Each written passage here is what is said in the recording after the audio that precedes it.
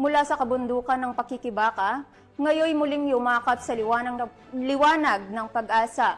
Isang miyembro ng Communist Terrorist Group ang voluntaryong nagbalik loob sa pamahalaan ng Tabuk Kalinga bilang hakbang tungo sa panibagong buhay na malayo sa karahasan. Police Staff Sergeant Juderic Tasing sa balita.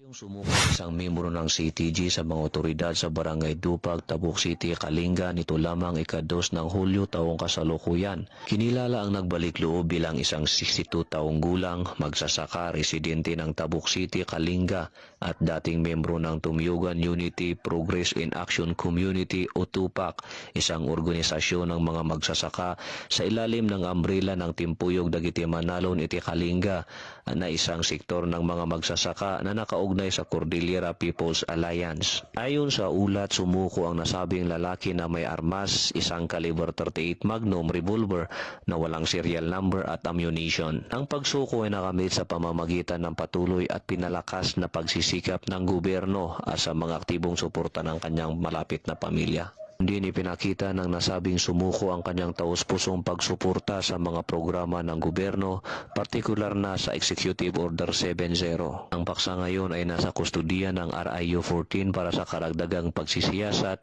abang ang sinukong baril ay binigay sa PFU Kalinga para sa firearm identification at ballistic examination. Patuloy naman ang panawagan ng pambansang pulisya sa mga natitirang miyembro ng teroristang grupo para magbalik loob sa gobyerno upang tuluyang mamuhay ng mapayapa kasama ang kanilang mga pamilya. Mula dito sa rehiyon ng Cordillera, ako ang inyong PNN correspondent, Police Staff Sergeant Juderic Tasing, alagad ng batas, tagataguyod ng Balitang Pulis.